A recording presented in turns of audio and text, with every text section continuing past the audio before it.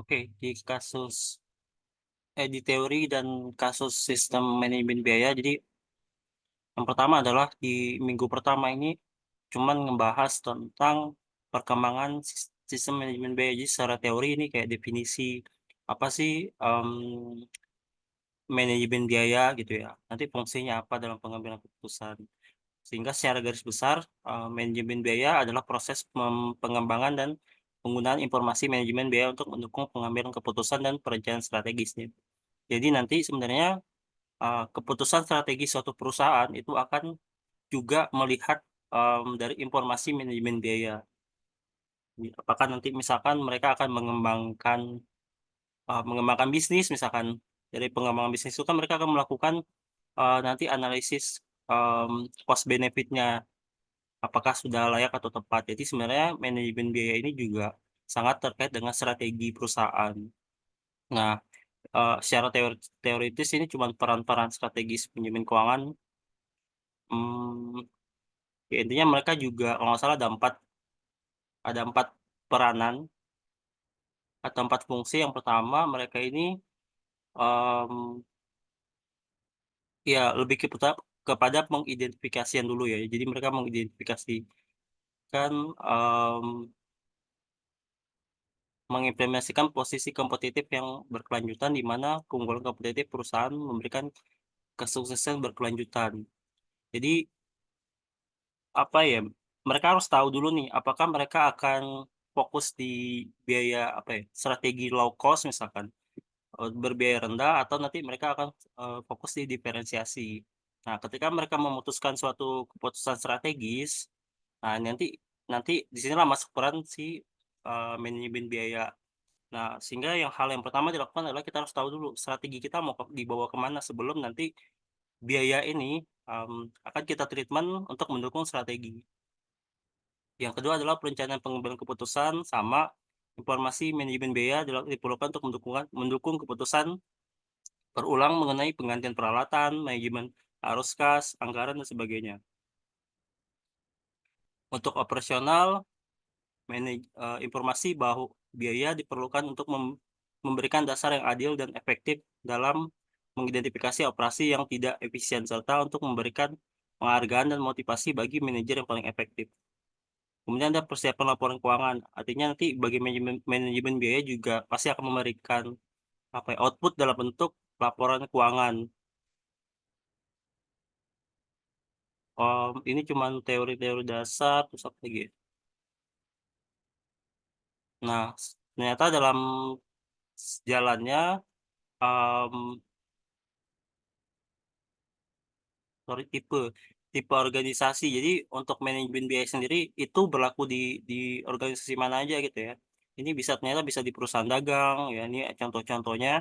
Kemudian ada perusahaan jasa, organisasi pemerintah, nah, dan nirlaba juga bisa. Kemudian poin penting adalah penting bagi perusahaan untuk memahami biaya produk baru, perbaikan dan metode produksi. Kemudian manajemen biaya juga memainkan peran penting dalam mendukung strategi kompetitif dengan beberapa perusahaan fokus pada kepemimpinan biaya.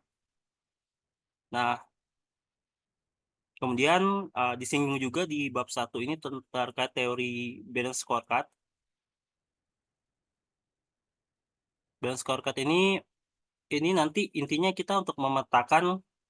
Jadi sebelum kita menggunakan informasi manajemen biaya, kita harus petakan dulu nih, kita tuh punya apa, nanti strategi kita apa gitu, kekuatan kelebihan.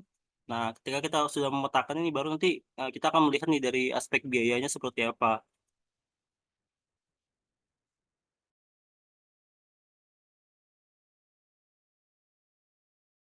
Balance scorecard ada 4 kriteria. Ya, ini nanti balance scorecard ini akan kaitannya dengan pengukuran strategi gitu ya. Jadi misalkan kita ada strategi strategi baru misalkan, nah atau strategi yang memang kita fokuskan. Nah, kita akan melihat nih indikator keberhasilan dari suatu strategi itu dari balance scorecard. Kemudian ada langkah-langkah pengambilan keputusan. Ini cuma secara teoritis, jadi untuk bisa melakukan decision making ada beberapa step ya. Pertama, kita harus tahu isunya, identifikasi apa ya alternatif ya alternatif nanti ini akan mau dibahas.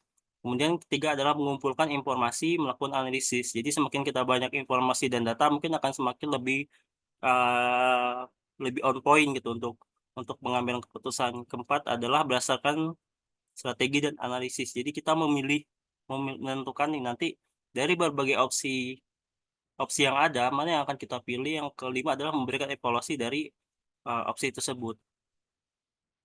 Nah, ini untuk week 1. Week 2 ini terkait dengan value chain management and value creation.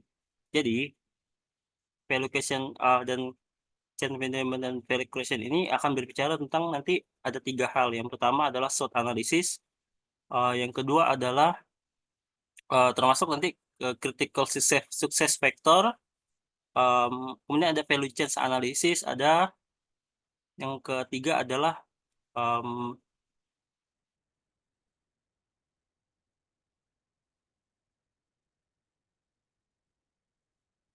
tentang balance scorecard. Tapi juga ini ada tentang komponen ESG ya.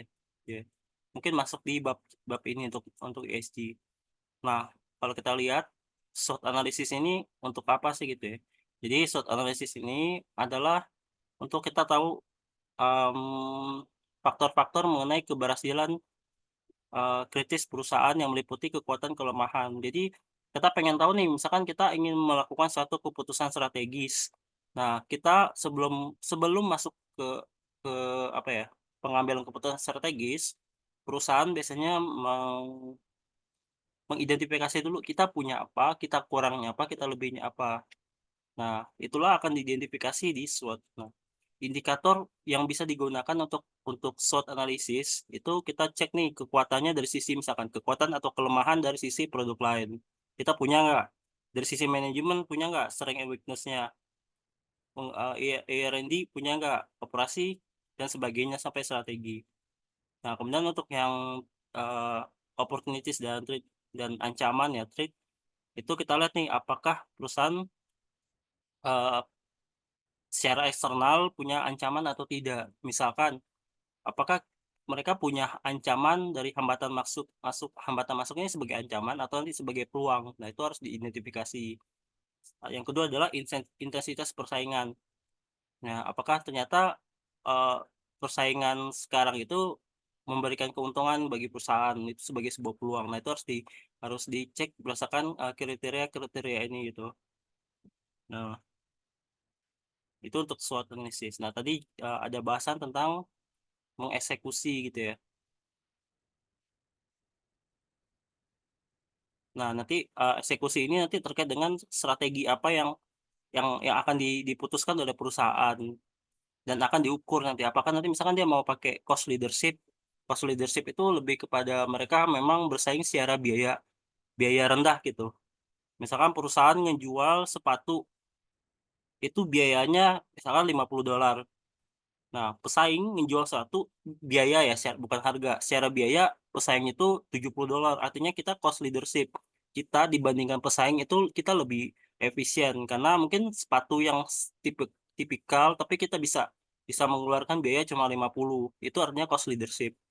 Nah, yang kedua adalah mungkin ada yang perusahaan tipenya diferensiasi gitu. Diferensiasi ini diberikan untuk menciptakan produk dan layanan yang unik dan menonjol. Memang ini em, tetap apa ya memang biasanya ada harga yang harus dikeluarkan untuk ada biaya yang harus dikeluarkan lebih untuk diferensiasi karena kan ini penyediaan produk unik tapi mungkin itu juga tidak menghilangkan apa ya perusahaan untuk bisa efisien dalam sisi biayanya gitu walaupun mereka sebenarnya eh, tipe kalau produk diferensiasi kan produk yang mahal-mahal gitu tapi meskipun begitu secara internal biaya yang mereka keluarkan ya mereka upayakan untuk bisa efisien.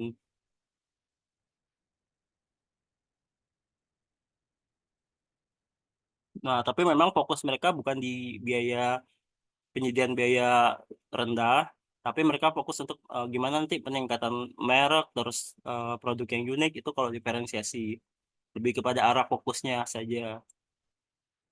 Nah, kemudian ada teori yang berikutnya adalah teori value chain analysis.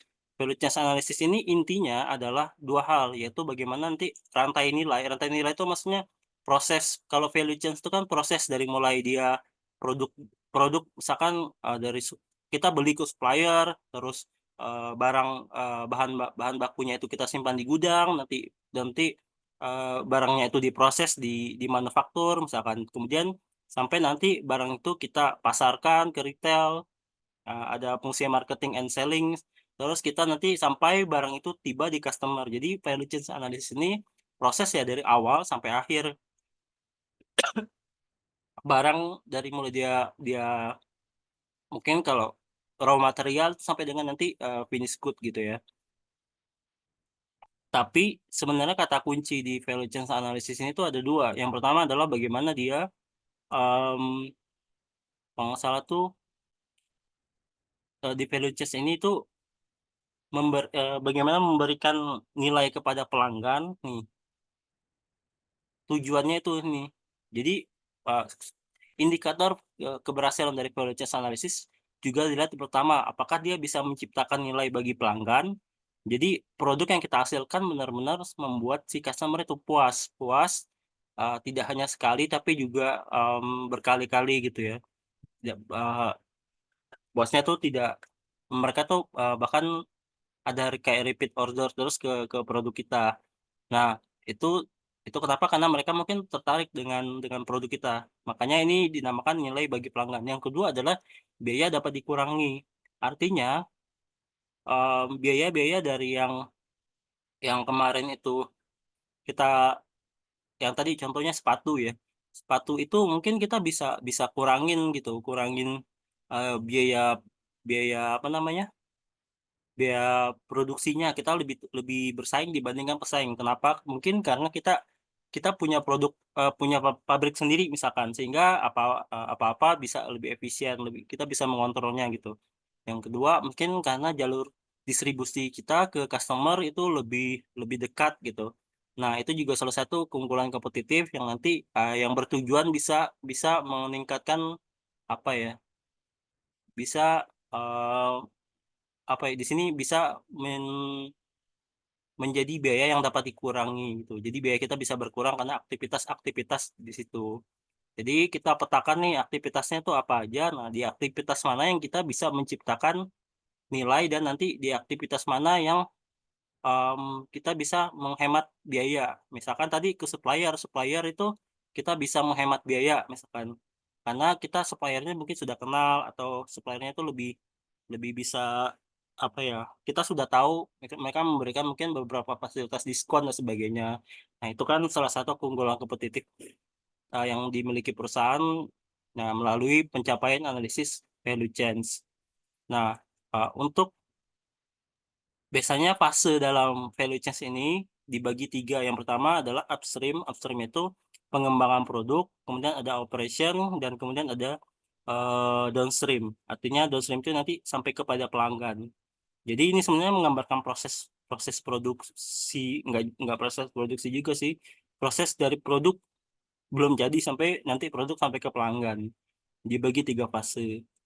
Nah, untuk mekanisme value chain sendiri itu dianalisis melalui 2 step. Yang pertama adalah step 1. Step 1 itu mengidentifikasi aktivitas-aktivitasnya.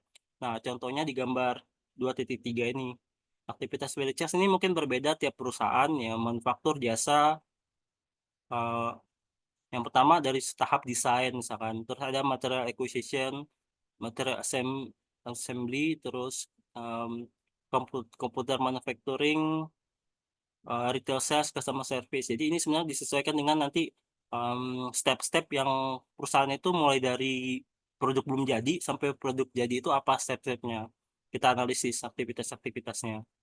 Yang kedua adalah Step kedua adalah kita mengidentifikasi di bagian mana value chain yang tadi memberikan keunggulan kompetitif, keunggulan biaya. Misalkan ternyata mereka punya di desain ini mereka bisa low cost loh. Kenapa? Mungkin mereka meng-hire meng-hire, mereka sudah punya desainer yang memang dari awal mereka investasikan investasikan, biayanya itu untuk desain, sehingga dalam dalam periode tertentu si desainer ini, apa ya?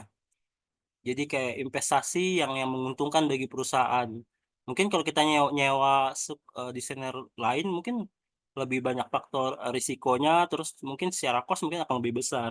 Nah, karena mereka sudah punya desainer sendiri dan punya keunggulan sendiri, nah mungkin ini bisa dikategorikan mereka memiliki keunggulan kompetitif dari segi biaya, karena biaya yang desainer sendiri mungkin lebih murah.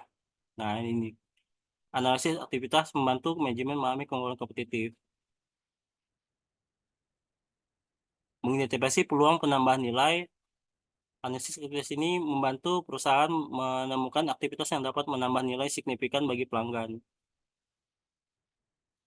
Ya, tadi contohnya menambah nilai adalah ketika pabrik pabrik misalkan dekat dengan pelanggan, sehingga nanti pelanggan tuh agak eh, berpikir gitu ya, ketika produk mereka itu lebih cepat dibanding misalkan ada dua dua perusahaan kita dan perusahaan bersaing. Perusahaan kita itu kita ngasih ngasih apa namanya?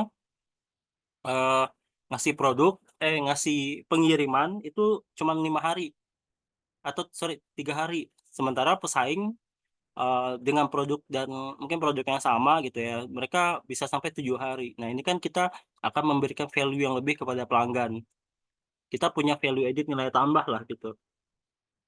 Yang ketiga adalah mengidentifikasi peluang pengurangan biaya. Oke, oh ini yang pengurangan biaya ya. Kalau yang pertama itu keunggulan kompetitif. Kalau ini mungkin tadi ya contohnya di desain desain yang em, yang kita punya perusahaan punya keunikan sih tapi si pesaing tidak punya gitu karena kita merekrut sendiri eh, desainernya. Nah, kalau pengurangan biaya tadi gimana intinya aspek-aspek produksi itu bisa aspek produksi aspek aspek distribusi itu bisa diefisienkan gitu. Nah, tergantung nanti letaknya di mana. Apakah mungkin di warehouse misalkan di warehouse kita lebih efisien karena kita warehouse-nya itu tersebar dekat dengan pelanggan sehingga nanti pengiriman pengiriman em, sorry mungkin ya mungkin pengiriman ke pelanggan itu lebih lebih lebih lebih irit ya untuk biaya transportasinya karena jaraknya tidak jauh. Itu contohnya pengurangan biaya. Yang ketiga adalah balance scorecard. Yang intinya balance scorecard ini dia kayak ngebantu untuk memetakan nanti apa ya strategi-strategi atau indikator keberhasilan em, dari semua aktivitas ini gitu. Jadi dengan balance scorecard dia bisa memetakan nih nanti dari sisi pelanggan tuh kita udah effort nih ya, udah effort untuk bisa me- melakukan analisis value chain, SWOT analisis, tapi kita harus melihat dari indikator pengukuran di bidang scorecard. Apakah yang kita kerjakan ini memang ternyata memberikan output yang sesuai gitu dengan apa yang kita rencanakan. Nah, itu tercermin di balance scorecard.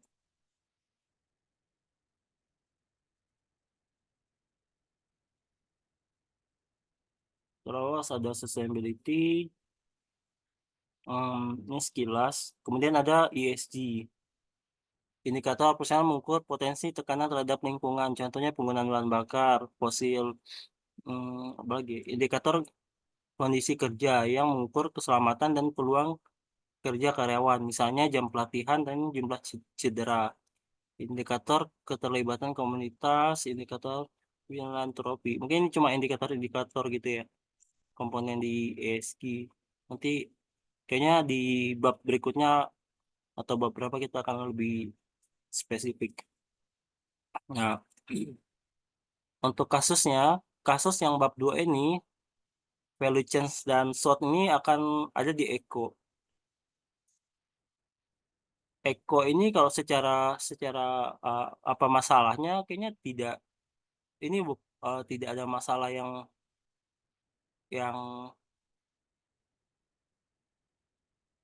kompleks. Mungkin ini cuman kita harus memetakan nih dia step-step analisisnya value chain SWOT analisisnya itu seperti apa gitu.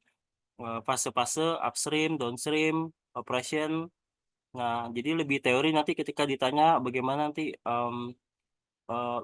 nanti misalkan Eko menciptakan nilai bagi perusahaan. Nah Nah, itu akan dijawab dengan tadi, dengan value change, yang step-step ini gini. Bisa dikombinasi dengan tadi SWOT analysis dan balance scorecard. Kalau itu lebih ke versi kompleksnya, tapi intinya ketika nanti ditanya bagaimana menciptakan nilai yang, nilai bagi bagi value, kan judulnya value change management dan value creation. Jadi pembuatan nilai ini di Eko ya, melihat dari indikator-indikator ini. Nah, kalau ditanya apakah strategi Eko menciptakan nilai ini berhasil atau tidak, ya lihat aja indikator keuangan gitu ya. Indikator keuangan atau mungkin indikator non keuangan juga bisa nanti dicari informasi-informasi yang memang mendukung, apa mendukung untuk keberhasilannya. Lihat aja nanti sebenarnya kalau non keuangan itu lihat aja dari proses proses bisnisnya dia, itu ternyata dia sangat efisien gitu ya. Sangat efisien, terutama dia dalam mengontrol, eee, pendistribusian si si apa namanya, si pabrik-pabriknya gitu. Ternyata dia berhasil nih, dia ada suatu strategi dia untuk gimana caranya dia nempatin pabriknya itu di Thailand misalkan. Kenapa? Di Thailand itu orang-orangnya itu sangat teliti, sehingga untuk beberapa aspek pekerjaan itu mereka sangat baik. Atau mereka menempatkan beberapa pabriknya itu di tempat yang memiliki pajak atau gaji yang rendah, upah yang rendah. Sehingga ini kan memberikan, efisiensi bagi perusahaan. Ini juga salah satu, indikator keberhasilan di Eko. Itu tinggal dianalisis. Yang kedua adalah customer, eee, knowing customer value sama customer lifetime, terus customer profitability analysis. Jadi intinya ini adalah kita identifikasi, eee, nanti strategi kita terhadap pelanggan itu apa, melalui sistem manajemen biaya. Contohnya, sorry sebelum masuk contoh, sini ada tentang ABC. Jadi ternyata ABC ini masih digunakan untuk bisa memetakan customer value, knowing customer value. Kenapa? Karena kita mengeluarkan biaya-biaya terkait customer itu kan sebenarnya harus diidentifikasi secara clear. Jadi misalkan customer A nih, eee, customer A tuh kita untuk bisa ngasih servis, kita akan mengeluarkan biaya. Contohnya pertama, kita harus ada biaya biaya kunjungan misalkan, untuk mengunjungi calon customer atau customer. Terus yang kedua adalah biaya biaya telepon misalkan, atau yang ketiga adalah biaya biaya pengiriman, yang nanti intinya biaya-biaya itu nanti akan terkait dengan, customer itu. Nah, untuk bisa memetakan atau mendetailkan setiap komponen biaya itu diperlukan ABC. ABC ini nanti kita akan mendetailkan biaya-biayanya apa aja sih, ada biaya dari biaya pemrosesan, misalkan ada biaya biaya layanan pelanggan tadi ya, kita rinci nih aktivitas-aktivitas jasa yang kita kasihkan ke customer itu apa aja. Nah, itu kan dari sisi customer kan mungkin itu sebagai, keuntungan ya, tapi dari sisi perusahaan itu kan sebagai cost atau biaya. Jasa yang kita berikan ke customer adalah biaya dari sisi perusahaan. Nah, ABC ini nanti intinya untuk dia mengukur, lebih akurat ya, bukan akurat sehingga nanti peta-peta customer profitability itu akan, apa ya, akan tergambarkan secara tepat. Di sini juga nah bahasanya adalah pengukuran profitabilitas yang lebih baik, yang kedua adalah pengambilan keputusan yang lebih baik. Jadi, dengan adanya tadi penerapan ABC di customer profitability analysis, kita akan mendapatkan 2 hal ya. Yang pertama adalah pengukuran profitability yang lebih baik dan pengambilan keputusan lebih baik jika menggunakan ABC. Kemudian, nah biaya-biaya yang nanti terkait dengan pelanggan itu apa aja? Nah, ada kayak biaya pemrosesan, penagihan, piutang, layanan, penjualan. Nah, kalau ditanya customer profitability analysis itu apa ya? Mengidentifikasi aktivitas layanan pelanggan dan pendorong biaya, serta menentukan profitabilitas setiap pelanggan atau kelompok pelanggan. Jadi kan profitabilitas adalah sales dikurang cost gitu ya, sama dengan profit. Nah, inilah nanti cost-nya ini kita identifikasi, kita breakdown nih, ada 5 kelompok kalau di buku itu biaya-biayanya, dan ini per pelanggan. Mungkin nggak ada contohnya mana ya, ada di buku tuh, biaya per pelanggan A tuh dia menghasilkan profit berapa sih bagi perusahaan gitu. Pelanggan B dan sebagainya. Nah, ini cuman konsep ABC biaya-biayanya gitu ya. Contoh-contoh biayanya.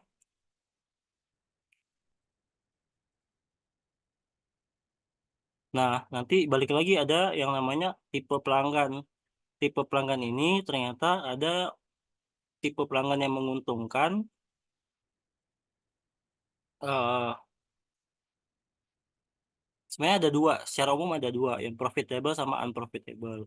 Tapi secara teori sebenarnya, em, dikaitkan dengan biaya. Jadi ada tipe pelanggan yang dia ngonsumsi biaya sedikit tapi ngasilin profit yang tinggi.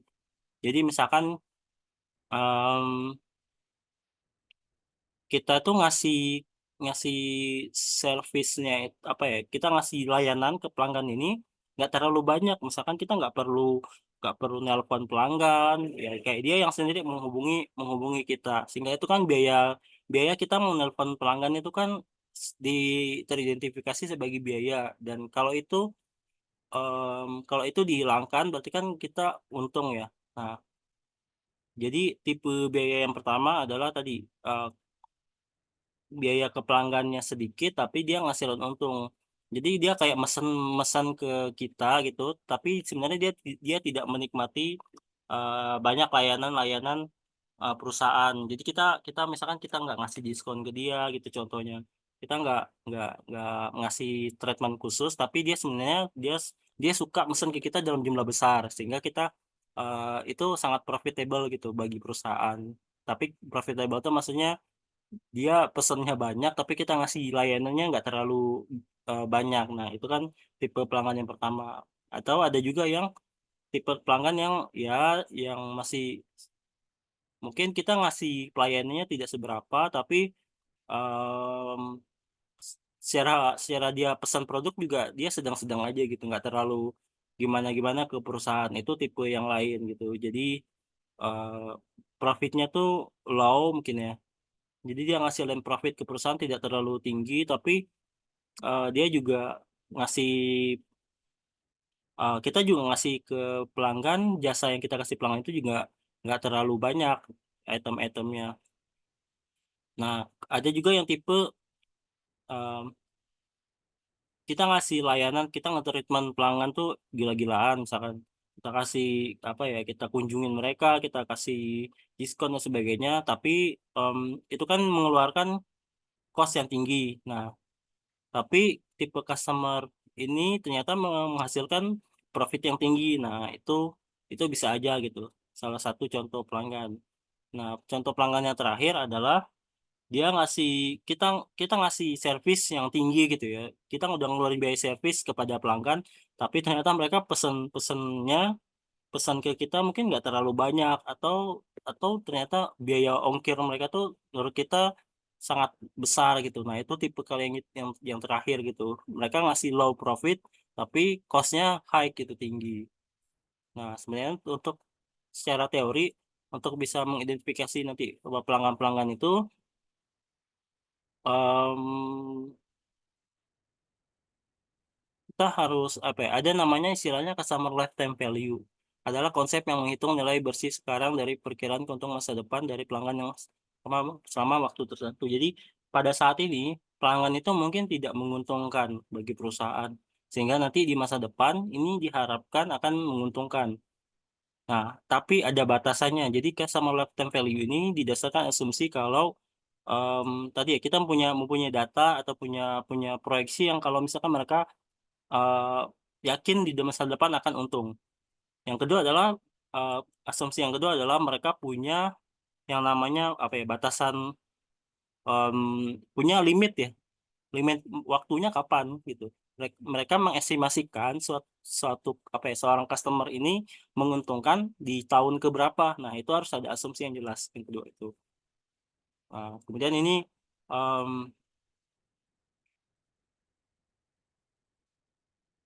strategi untuk bisa customer apa ya, untuk yang tidak menguntungkan ya harus harus kita harus harus apa ya, yang menguntungkan.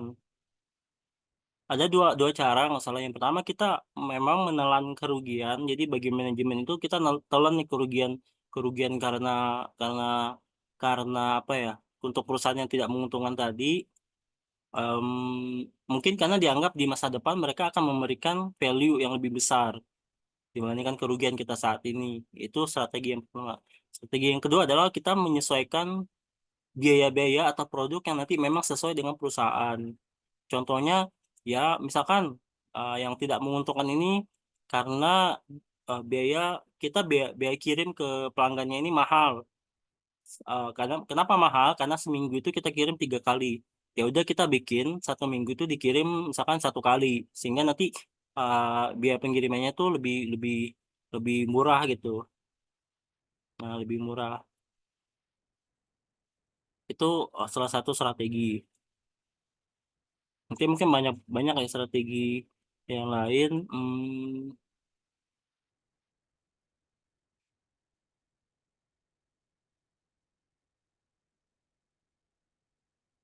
Atau juga bisa kita strategi negosiasi gitu ya, negosiasi tadi, negosiasi nanti di bagian-bagian mana yang kita perlu efisienkan. Contohnya kita nggak usah nggak usah telepon deh gitu, nggak usah telepon si pelanggan deh, kita by email aja ngirimnya. Nah, karena kan cost untuk nelpon itu lumayan misalkan besar kalau sering ya. Bukan besar sih, adalah costnya gitu. Nah, kalau kita bisa mengefisien di bagian itu, ya kenapa tidak gitu. Kita by email aja, kita kasih alternatif lain. Sehingga di sini ada keterangan bahwa kita bisa mengoptimalkan hubungan dengan pelanggan, mengalokasikan sumber daya kepada pelanggan yang menguntungkan dan meningkatkan kinerja keuangan secara keseluruhan. Ya kita fokusnya mungkin kepada yang memang menguntungkan gitu.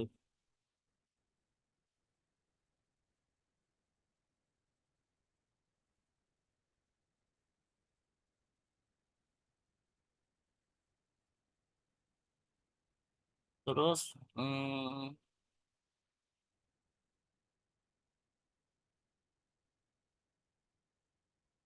nah, ada konsep managing relationship. Ini tuh sebenarnya lebih kepada apa ya? em, Tadi ya untuk bisa kita melakukan, kan customer profitability analysis ini cuman kita memetakan apa potensi pelanggan gitu ya, dia profit atau tidak, menguntungkan atau tidak. Tapi sebenarnya untuk melakukan eksekusi itu dilakukan oleh managing relationship. Mungkin lebih tepatnya CRM gitu. Customer Relationship Manager gitu, untuk nanti uh, apa sih strategi strategi perusahaan gitu. Nah, di sini termasuk salah satu strategi adalah melalui tadi CRM. Jika tidak menguntungkan, manajemen memainkan peran penting dalam mengubah pelanggan yang tidak menguntungkan dan meningkatkan pelanggan yang ada saat ini. Nah, ini adalah strategi-strategi untuk nanti untuk yang tidak menguntungkan tuh gimana gitu. Pertama, mendorong pelanggan untuk menggunakan lebih banyak produk dan layanan. Jadi kita tingkatin nih kuantitas penjualannya. Kan profit itu adalah sales atau revenue dikurang cost. Sehingga costnya itu kita mungkin um, mentok gitu ya. Mentok untuk kita tadi untuk ngubah cost si pelanggan itu, untuk ngasih layanan itu mungkin kita susah. Nah, kita caranya yang kedua adalah kita dorong nih biar mereka um, lebih apa ya, biaya pelanggannya, mereka lebih banyak mesan ke kita dari sisi kuantitas. Yang kedua adalah menetapkan ukuran pesan minimum.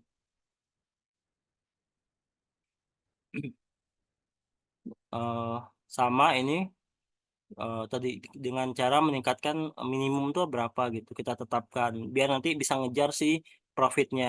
Yang ketiga adalah memperhitungkan profitabilitas hubungan secara keseluruhan.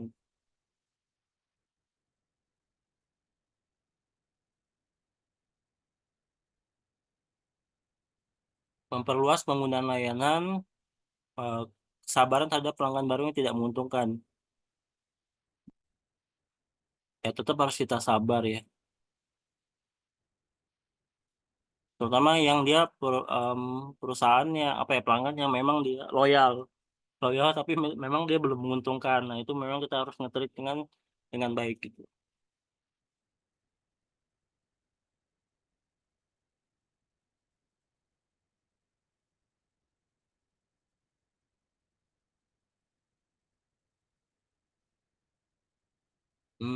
Ini coba telepon.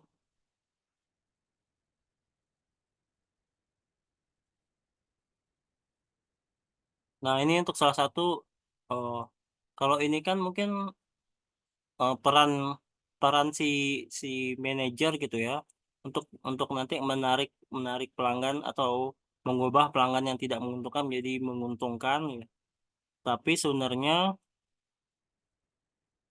hmm,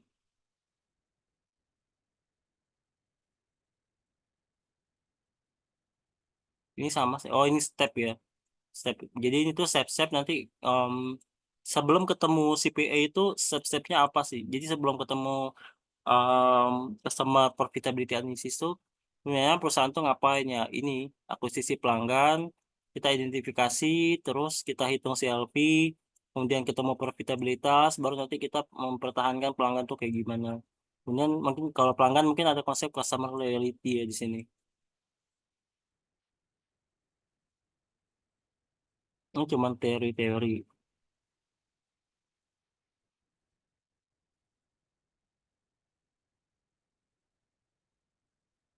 Nah ini mungkin sebagian besar tanggung jawab yang tidak menguntungkan bisa bisa dari teori ini gitu. Steps ya.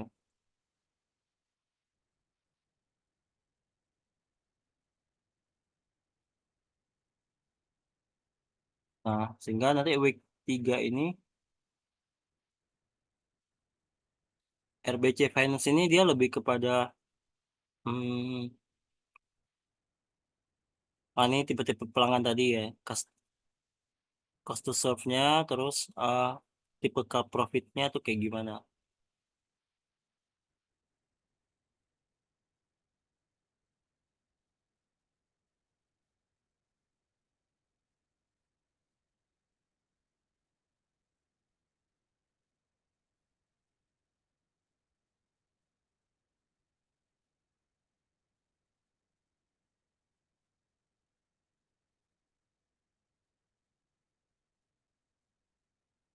Jadi sama sih ini menanyakan tentang tidak menguntungkan dan menguntungkan. Nah, sebenarnya ini bisa dielaborasi dengan teori tadi ya. Jadi untuk bisa kita mengubah ya pelanggan yang tidak menguntungkan dan menjadi menguntungkan tuh gimana stepnya. Yang pertama adalah kita identifikasi dulu datanya kayak gimana. Data data pelanggannya kita harus tahu dulu, database kita tuh harus lengkap. Yang kedua adalah kita memplot mana yang menguntungkan mana yang tidak menguntungkan. Nah dari ngeplot ini kita baru bisa, em, kita kombinasi nih di teori yang ini nih. Nah kita melakukan namanya managing relationship. Step ketiga adalah kita melakukan satu dua tiga empat lima gitu. Kemudian yang terakhir adalah customize, nanti akan hubungannya dengan customer, teori di sini nih customer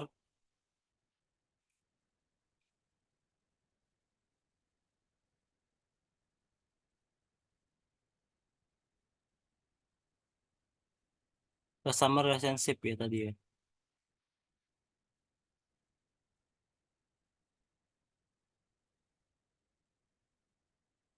Ya keempat ini lebih kepada customer, hubungan customer relationship manajemennya kayak gimana. Oke, terus yang keempat,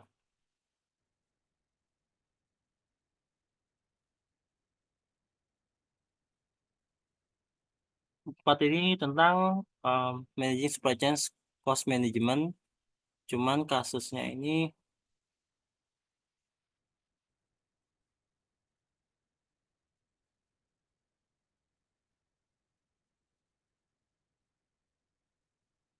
tentang Kosiba ya, yang dia itu, um, banyak penyelewengan apa ya kemarin tuh di produknya tuh sampai sampai ditiru gitu sama sama Chen. Ada pelanggaran hak cipta juga ya. Karena dia tuh kayak mantan mantan mantan suppliernya gitu ya apa ya bahasa bentar.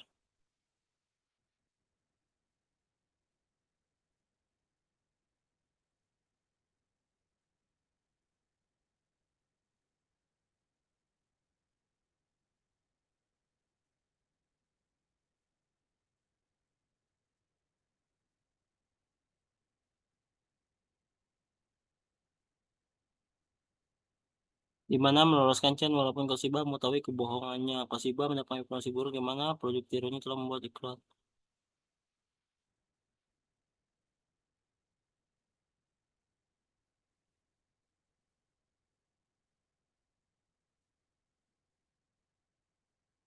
Oh iya, ini kan terkait dengan teori relationship manager, apa ya supply chain gitu ya, supply chain manajemennya itu dari sisi ya hubungan terhadap terhadap si apa ya sebagai supplier ya, bukan supplier sih, ya supplier atau kerjasama pabrik di sini kan. Ternyata si Wei Chen ini nggak berperilaku tidak etik gitu. Nah, sehingga nanti teorinya ini em, kalau di sini tuh terkait target costing kayak kurang atau perusahaan mencapai margin keuntungan dengan menetapkan biaya target. Target costing ini nggak terlalu eh, esensial di teori gitu ya target costing produk life cycle. Target costingnya karena yang ini masih masih ada masalah nih. Poin masalah yang pertama kan karena tadi em, produk-produknya ini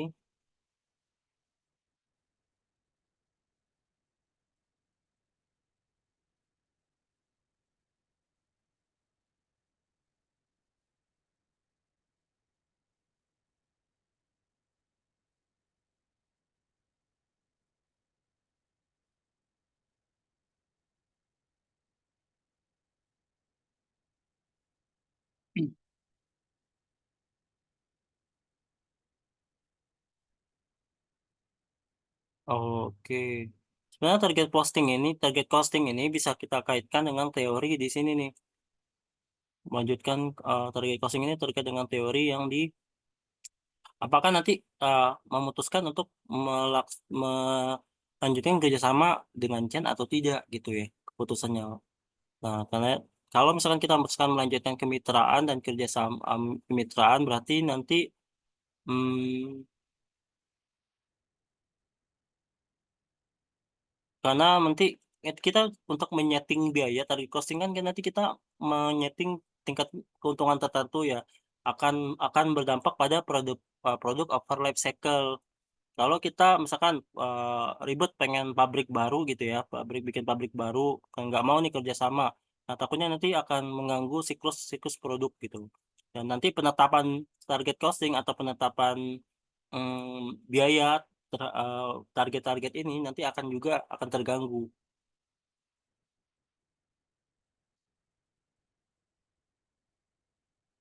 Nah, akan terganggu sehingga nanti ini em,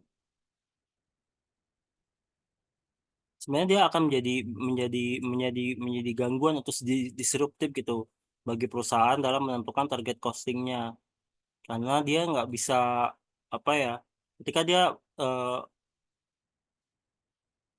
misalkan ini mungkin lebih kepada memutuskan kerjasama ya ketika mereka si si perusahaan ini memutuskan kerjasama dengan Chen ya mungkin efeknya ini akan mengganggu life cycle produk gitu tahapan produk yang dia harusnya segera produksi tapi nggak bisa produksi karena gangguan-gangguan tadi itu kan mengganggu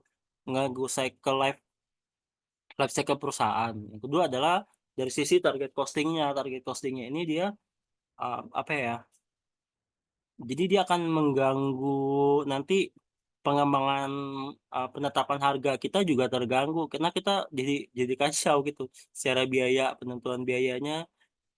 Kalau kita nekat nih misalkan untuk memutuskan untuk memutuskan kerjasama gitu.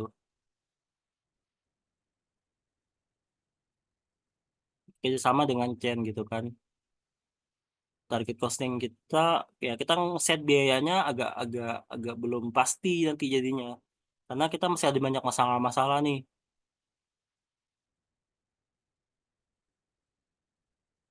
Takutnya orderan kita nggak memenuhi customer gitu. Makanya atau nanti aspek-aspek biaya lainnya juga kayak distributor dan sebagainya juga akan terganggu. Jadi kita susah nih nanti menentukan target costing yang sesuai gitu untuk produk kita. Nah, makanya itu.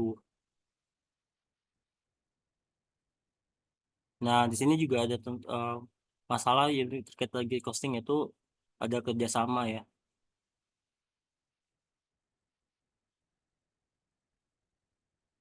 Nah, ada tekanan kepada pemasok. Intinya ternyata em, target costing juga ternyata dia mencakup ini ya, konsep kerjasama di sini. Jadi kalau mungkin terlalu banyak tekanan nanti akan mengganggu apa ya nanti penentuan target costing yang tepat tuh seperti apa kayak gitu sih. Sama sih tadi. Terus environmental costing ini tentang biaya lingkungan.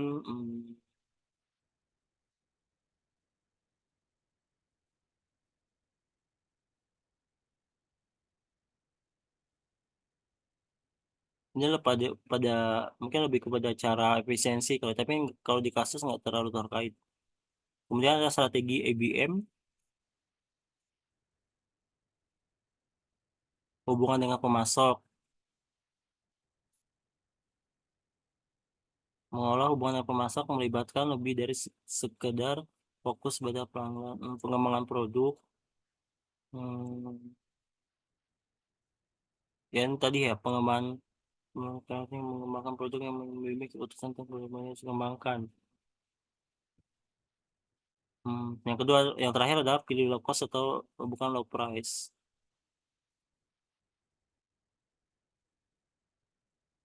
Mungkin ini jadi kayak pertimbangan awal mungkin ya.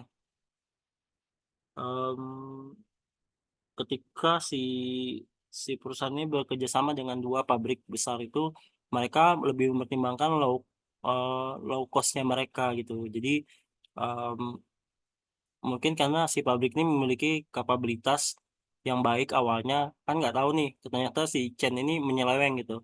Tapi di tahap awal mereka mungkin sudah menganalisis, oh ternyata si pabrik ini mereka termasuk low cost, makanya si perusahaan mau nih kerjasama dengan dua pabrik ini. Mereka punya punya banyak keuntungan. Yang pertama, mereka mungkin punya biaya kepemilikan, punya kualitas keandalan si pabrik ini awalnya ya, punya hubungan kolaboratif, bisa mengurangi resiko dan sebagainya. Ini mungkin fase awal ketika si perusahaan memutuskan untuk kerjasama merekrut pabrik atau menggunakan pabrik itu karena dua hal ini gitu. Karena lima hal ini. Kenapa gitu ya? Kitanya. Nah, kurang lebih itu sih.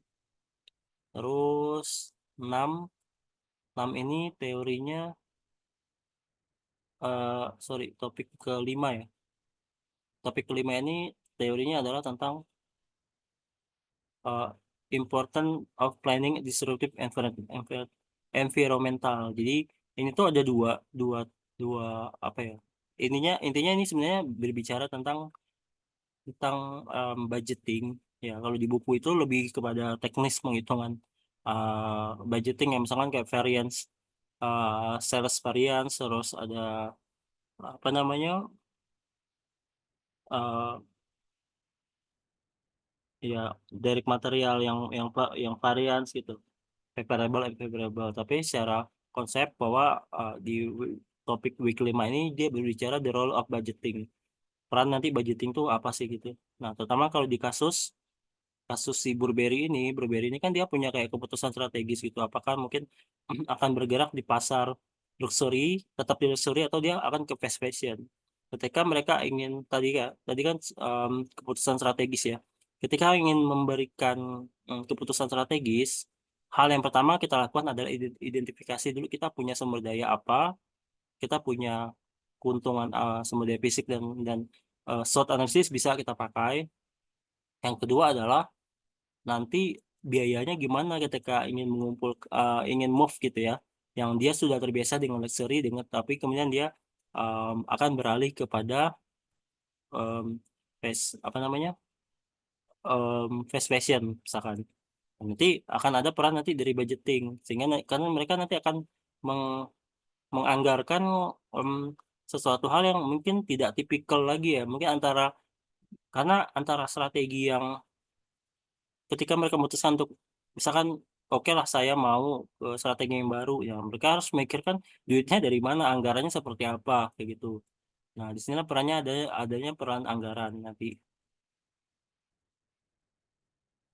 Nah elemen budgeting mungkin secara teori ya seperti ini gitu ya, tipe-tipe anggaran.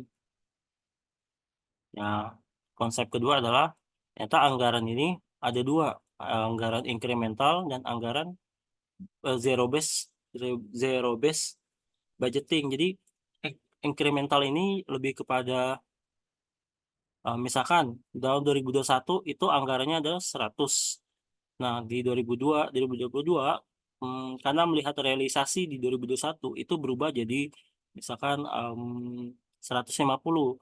Nah, dari 100 ke 150 itu dinamakan incremental, ada penambahan. Nanti dia akan apa ada peningkatan gitu ya, akan ada peningkatan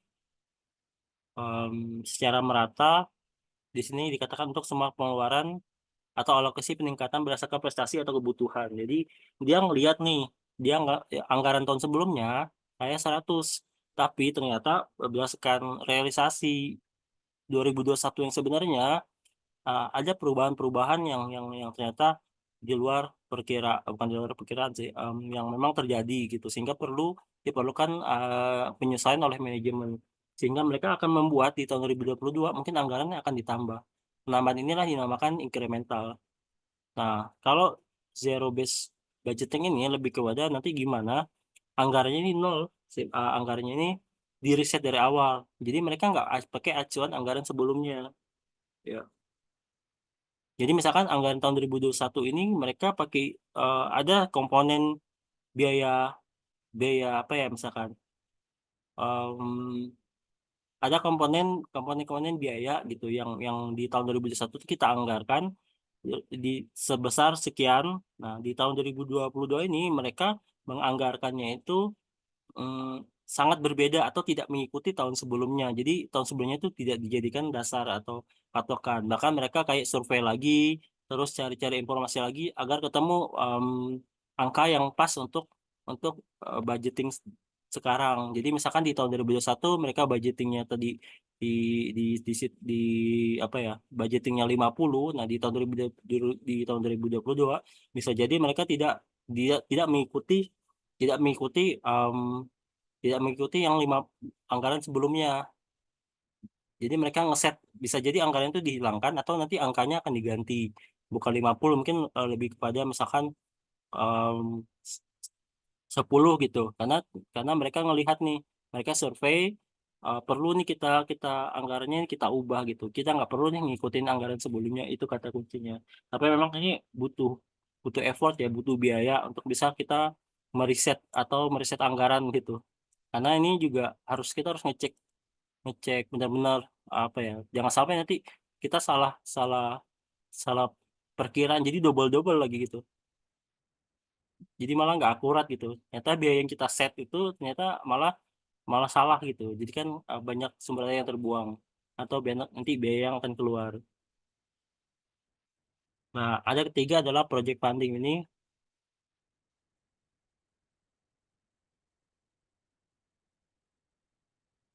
katanya untuk mengatasi biaya-biaya yang memang kelemahan dari zero base ini. Jadi project funding ini kayaknya dia nggak ngotak-atik anggaran, tapi apa ya, dia lebih kepada pendanaan projectnya gitu ya, atau gimana ini?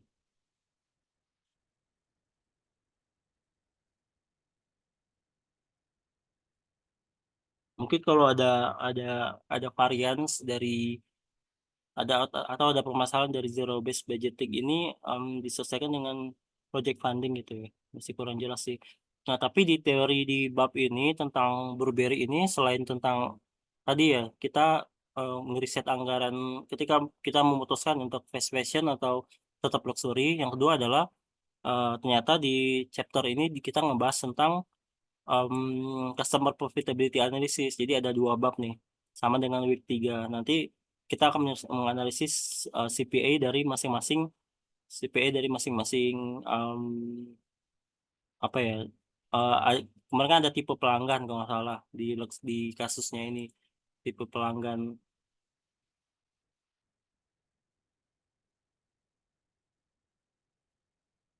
Nah, tipe-tipe pelanggan ini yang kita analisis menggunakan teori CPA tadi, sama kayak RBC. Jadi di di sini tuh siapa namanya di Bober ini ada dua. Kita berbicara tentang budgeting, yang kedua tentang profitability analysis. Customer itu dua teori yang dipakai di bab ini. Kemudian di week 6 ini cuma leading change itu eh, ketika seorang ingin melakukan perubahan, apa aja sih step-stepnya, dan mungkin bukan step sih, lebih kepada nanti yang jadi poin masalahnya tuh di mana gitu. Nah, ini ada jenis-jenis error, mungkin secara umum dia tinggal dikembangkan yang bagian errornya mana. Kalau di kasus itu misalkan si siapa namanya, si Oliveira ya, kalau tadi kasus itu dia lebih kepada em, dia datang untuk melakukan perubahan di suatu cabang gitu ya. Ya, tapi dia tidak mungkin dia punya beberapa error error di situ. Misalkan kurangnya dia mencapai mengkomunikasikan visi misi gitu. Atau dia yang kedua, error kedua, dia itu nggak punya eh, koalisi yang kuat gitu ya untuk bisa dia melakukan perubahan. Entah dia nggak punya kenalan, entah nggak punya dia nggak apa ya callingan dengan senior yang di sana gitu, sehingga orang-orang yang di bawahnya itu karyawan itu nurut gitu. Nah, di sini nggak gitu, dia nggak nurut. Atau sebenarnya dia di error satu ini dia tidak terjadi karena dia di sini kan error satu terkait dengan pentingnya membangun apa ya urgensi.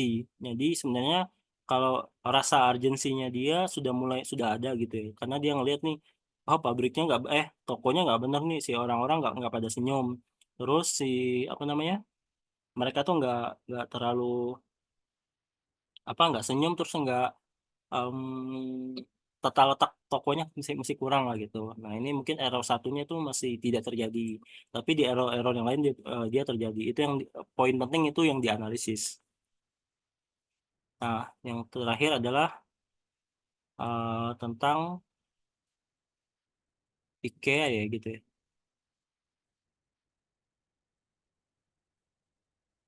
sustainability gitu. Mana ya?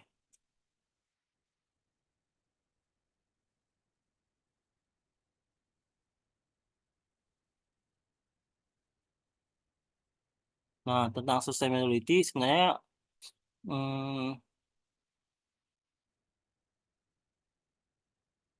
ini lebih kepada nanti kasus ya. Kasus kita tuh yang pertama milih milih nanti uh, apa sih nanti option-optionnya gitu untuk bisa dia mencapai sustainability. Apakah nanti dia memiliki pengolahan banyak hutan, memperbanyak kayu bersertifikasi, memperbanyak penggunaan plastic board. Ya, nanti pro kontranya itu dijelaskan kelebihan kekurangannya. Dan nanti kenapa alasannya memilih itu poin penting. Yang kedua adalah di kasus ini kan sebenarnya tentang green controlling ya, atau nanti tentang ESG juga, ekonomi sosial sama governance. Em, Kalau ini sih ya lebih ke poin creating share value. Ini sih cuman teori-teori umum gitu kali ya. Yang penting yang sini tuh juga dibahas bagaimana menciptakan nilai gitu, nilai gimana IKEA em, dia tetap concern ke cost sustainability, tapi dia tidak mengurangi customer value. Jangan sampai nilai ke pelanggan itu hilang ya karena kita menjalankan sustainability. Nah, ini ada beberapa contoh-contoh step satu gitu ya. Step-stepnya. Nah, ini juga.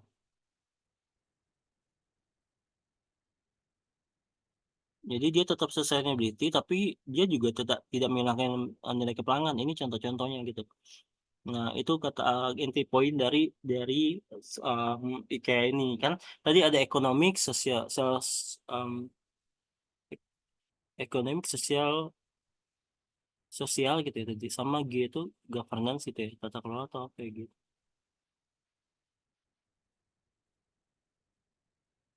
Oh sorry ya ini ESG, tapi ada juga terkait ekonomik, sosial, environment.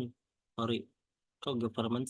Nah, ketiga ini kan harus dicapai gitu. Jangan sampai kita fokus ke sosial, tapi ekonomiknya sisi keuangan kita rendah. Nah, ini adalah salah satu kata kunci di sustainability, di mana mereka ini kayak sebuah segitiga yang memang harus harus ada harus seimbang gitu. Nah, atau bisa kayak kursi. Kursi itu kalau salah satu hilang ini nggak bisa tercapai sustainability-nya. Nah, makanya di sini ada konsep-konsep atau step-step untuk bisa mendukung sustainability. Nih, dari segi harga tuh harus gimana sih gitu ya. Kita milih misalkan nanti em, harga-harga yang memang sangat rendah gitu, tapi tidak mengorbankan fungsi atau kualitas. Sama juga dari segi quality kita pakai kualitas yang memang memang terbaik, tapi juga apa ya? Ini juga kualitasnya juga memang memang terjaga kayak gitu dari sisi time, sisi function dan sisi service juga. Ini adalah contoh-contoh pengembangan customer value yang diikuti dengan sustainability, yang diikuti dengan ya tadi jadi sustainability juga tidak menghilangkan customer value.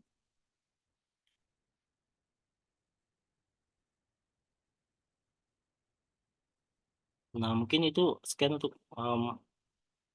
tentang sistem manajemen biaya secara umum gitu. Oke.